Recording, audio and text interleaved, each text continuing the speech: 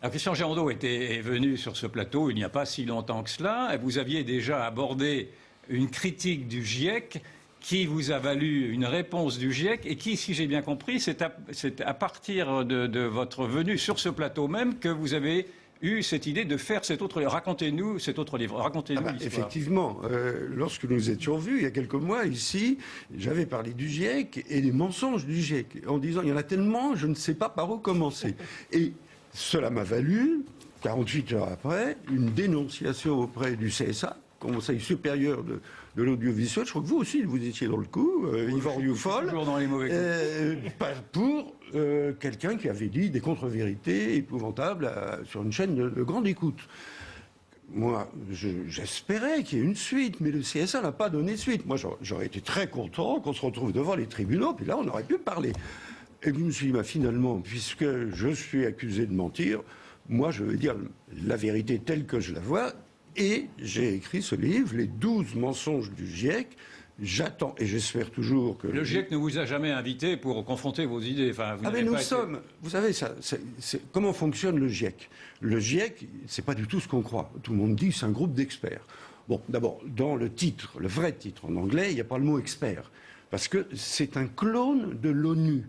Il y a tous les pays qui font partie de l'ONU, 195, font partie du GIEC.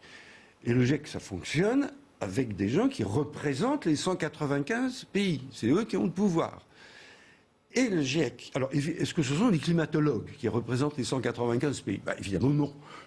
Il n'y a pas 195 pays qui ont des climatologues. Vous avez des gens qui s'y connaissent vraiment bien en climat. Il y en a quelques dizaines, peut-être. Mais, donc, ce sont des diplomates. Ce sont des gens qui ont tout à fait d'autres formations. Le précédent président du GIEC était un Indien, il a tout à fait le droit d'être Indien, ingénieur des chemins de fer. Bon, c'est très bien d'être ingénieur des chemins de fer, ça n'empêchait pas de dire je suis le premier climatologue du monde. Il ne connaissait rien en climat. Alors comment fonctionne cet organisme? Il fait travailler de vrais experts. Et le dernier rapport, celui que je décris dans ce livre, où je décortique les mensonges, a comme référence, ils ont fait travailler, je regarde les chiffres, 751 auteurs différents. Ils citent, en provenance de 66 pays, ils citent 14 000 références et 78 000 commentaires. Donc, vous voyez la masse de papier que ça représente. Les rapports font tous entre 1000 et 4000 pages, totalement illisibles. Bon, chaque expert a écrit 1 ou 2 pages, mais je vous défie, de toute manière, ils ont des expertises différentes, on ne peut pas être expert en tout.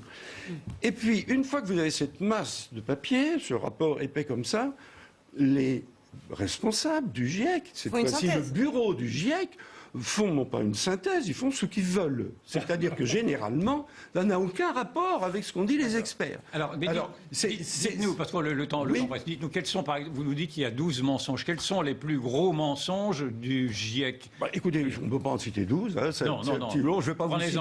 Prenez-en 2. Oh, on prend un petit peu. Les ours blancs qui disparaissent, vous apprenez que le Canada viendrait ouvrir la chasse parce qu'il y en a trop. Bon, ouais. Enfin, ça fait partie un peu du détail. Quand le GIEC met en alerte, par exemple, sur le réchauffement climatique, on voit que l'Inde est en train de connaître, par exemple, une canicule épouvantable qui serait liée au réchauffement climatique. Qu'est-ce que vous dites de cela, le GIEC? Le GIEC attribue au réchauffement climatique des événements qui se produisent, qui se sont toujours produits et dont on n'entendait jamais parler. Vous avez au moins une catastrophe par jour quelque part sur la planète. Alors un jour c'est les inondations d'Australie, le lendemain c'est le froid extrême, je ne sais pas où, à Vancouver, le surlendemain c'est un ouragan qui s'est abattu ailleurs. Donc vous attribuez ça, mais par contre quand vous prenez par exemple les cyclones qui ont lieu au sud des États-Unis, la mer des Caraïbes, que vous reprenez la courbe, parce qu'on les connaît, depuis 50 ans, vous ne voyez aucune tendance à l'augmentation. Vous voyez des irrégularités. Donc ça, c'est un exemple. J'en cite un autre qui est une des bases de l'argumentation du GIEC, c'est la montée des eaux. Alors là, c'est extraordinaire, parce que depuis un siècle et demi, c'est vrai, la mer a monté de 20 cm, c'est-à-dire 2 mm par an. Et évidemment, elle monte actuellement plutôt de 3.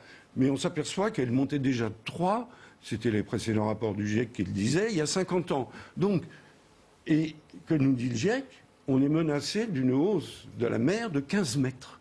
Alors vous faites le calcul, 15 mètres à 2000 mètres par an, il faut 7500 ans. Moyennant quoi on a répandu la peur chez les gens de Bordeaux, les gens du Havre et partout. Et on a du mal à comprendre qu'avec des chiffres qui semblent être vérifiables, enfin, oui, il y ait malgré tout une incapacité entre vous et le GIEC à vous comprendre, et en tout cas que le GIEC vous accuse je ne sais quoi d'ailleurs, de mensonges, peut-être de complotisme. Encore une fois, ce livre que je viens de produire, les 12 mensonges du GIEC, j'attends avec impatience que le GIEC m'attaque, parce que j'apporte la preuve sur chacun de ces points que c'est le GIEC qui ment. Donc, ce que vous nous dites, dans le fond, c'est que le GIEC cherche à faire peur à une opinion, c'est un peu ça? Ah, c'est totalement ça. Il a été créé pour ça, par des gens qui, viscéralement, sont persuadés de la nocivité de l'homme, l'homme étant mauvais. Parce que, vous savez, mon livre précédent s'appelait « La religion écologiste, c'est un problème de religion ». L'homme étant mauvais ne peut faire que des choses mauvaises. Bon, il émet du CO2, donc le CO2 est dangereux. Mais quand vous regardez les courbes, par exemple, vous parliez de la température, l'évolution de la température, elle a toujours changé. Il y a eu... Vous n'y voyez pas une conséquence de l'activité humaine, du CO2? Il faudrait qu'on m'explique pourquoi, du temps des Vikings, le Groenland était vert. Vous savez qu'il y a une église, il y a les ruines d'une église au Groenland qui est classée au patrimoine mondial de l'humanité. Les Vikings ont habité pendant 3 siècles. Et on a retrouvé les étables. Et je suppose que les animaux qu'avaient les Vikings ne mangeaient pas de la neige. Donc, on sait qu'il y a eu un réchauffement aux alentours de l'an 1000.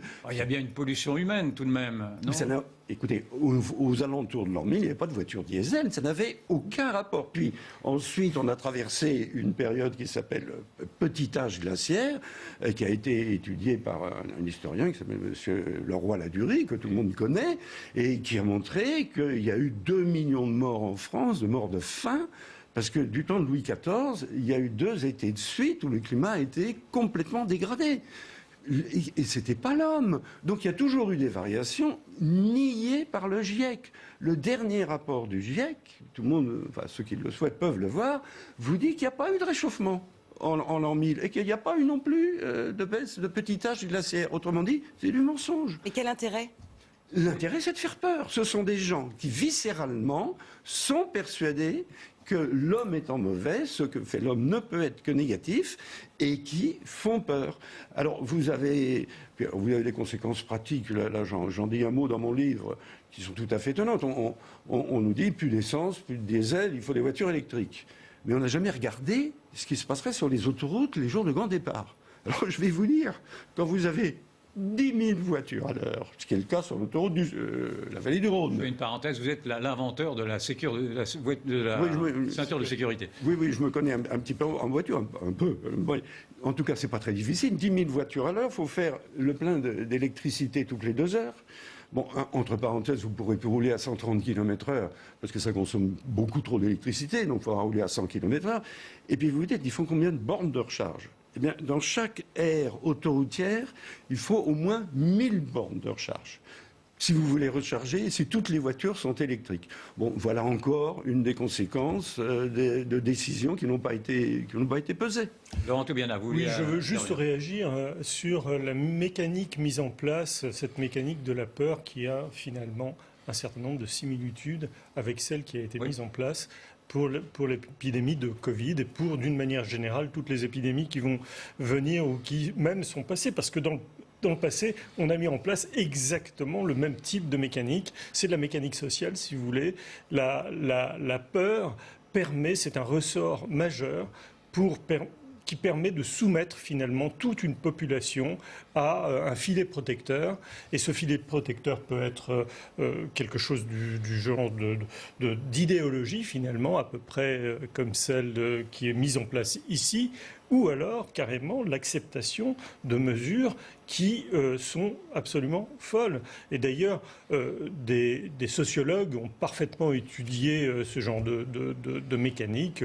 Je pourrais citer par exemple Jacques Ellul, qui, en l'occurrence, dit que dans une démocratie, pour faire accepter des mesures inacceptables, eh bien, il faut que le peuple soit conscient de l'accepter et même fait tout pour que ce soit que cela réussisse. Ouais. Et le seul ressort pour ça, c'est mettre en place une peur abominable. Et c'est exactement ce qui s'est passé, puisque on nous avait promis 500 000 morts, puis lors de la fameuse deuxième vague, le président Et la lui-même avait dit 400 planification 000 morts. écologique qu'a décidé le président de la République repose pour l'essentiel sur les recommandations du GIEC. Donc cette planification écologique repose donc, si je vous entends bien, sur du sable, enfin sur des... Oui, enfin plus que du sable, mensonges. plus que du sable, mais avec des conséquences qui sont extraordinairement lourdes.